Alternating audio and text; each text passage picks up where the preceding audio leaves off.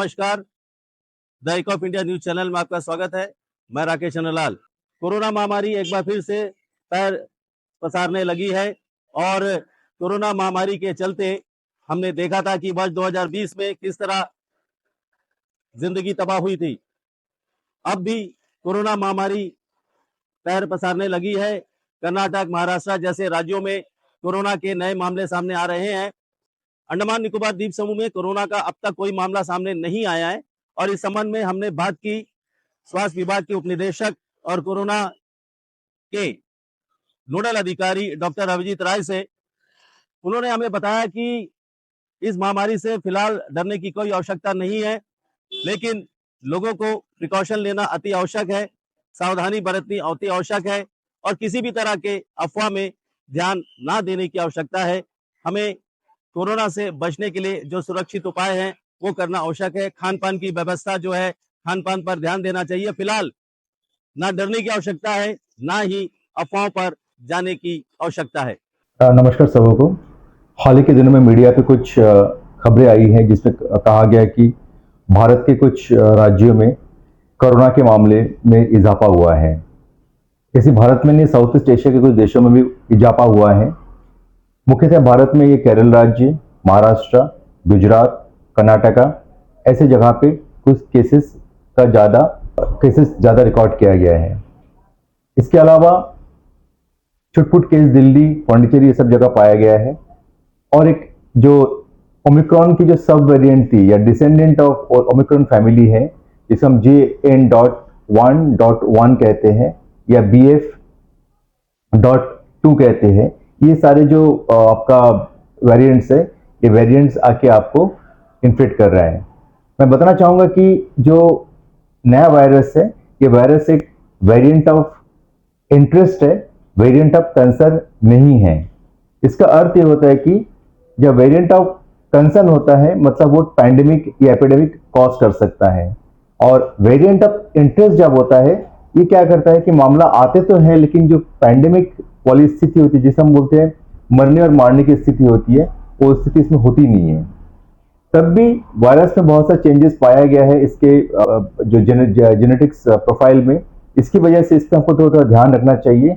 But आज के तारीख पे इससे घबराने की बिल्कुल आवश्यकता नहीं है। और अंडमान में हमारे पास कोई भी केस नहीं है। और जब तक अंडमान में हम लोगों के पास बहुत सारे सर्दी खांसी के मामले ना आ जाते, जहाँ पे यंग लोग ज़्यादा इन्फेक्टेड हो या फिर वे हॉस्पिटलाइज होना शुरू करें, तब तक हमें कोई घबराने की ज़रूरत नहीं है। और मुझे लगता है कि वैसी स्थिति इस वायरस के द्वारा नहीं आ सकता है, क्योंकि मैंने पहले भी बहुत से इंटरव्यू में आपको कहा है कि ये जो इन्फ्लुएंजा वायरस है, जो कोविड का जो मदर फैमिली है, ये इन्फ्लुएंजा वायरस कभी भी बहुत जोर से आता है और जल्दी टूटता भी है। टूटने के बाद क्या होता है कि ये बहुत ज़्यादा इन्फेक्शियस हो जाता है, लेकिन लोगों को बीमार ज़्यादा कर नहीं पाता है। और JN.1.1 का भी यही स्थिति है, जहाँ पे केसेस मामले आ सकते हैं लेकिन जो कॉम्प्लिकेशन से डेथ है वो बिल्कुल नेग्लिजिबल होगा। कुछ सवाल लोगों का है कि 3 या 4 डेथ हो चुके हैं और मीडिया पे दिखा रहा है, सोशल मीडिया पे दिखा रहे हैं। तो हम इसे कहना चाहते हैं जो भी डेथ होता है, देखिए वो अंडरलाइन कॉज की वजह से होता है। उनको कोई बीमारी थी और साइमल्टेनियसली उसको या कोइंसिडेंटली उनको कोविड पॉजिटिव आ गए, तो इसकी वजह से डेथ हो। एकदम प्योर कोविड से जो डेथ का जो मामला है अभी तक सामने नहीं आया। इसलिए बिल्कुल ना घबराए आप और थोड़ा सा परहेज करके रहे। परहेज करने का 2-3 तरीका होता है।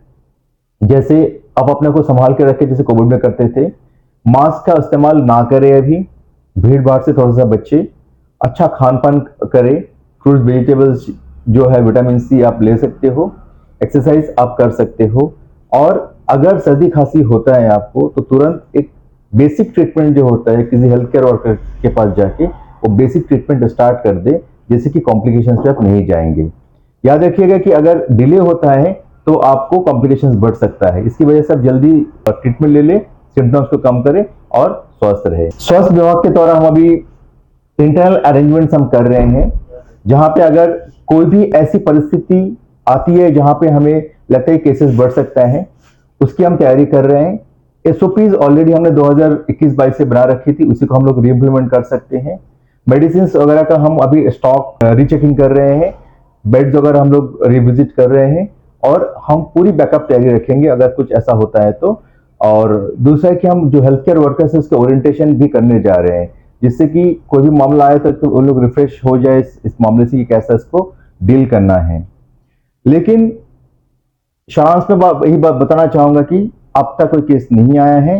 अगर केस आ भी जाता है हम एक तरह से रेडी ही है, क्योंकि हमने बहुत बड़ा एक एपिडेमिक झेल के आए हैं। बस इतना ही करना है कि आपको अपने आप को बचा के रखे और अफवाह या फिर सोशल मीडिया पे ज्यादा ध्यान ना दे।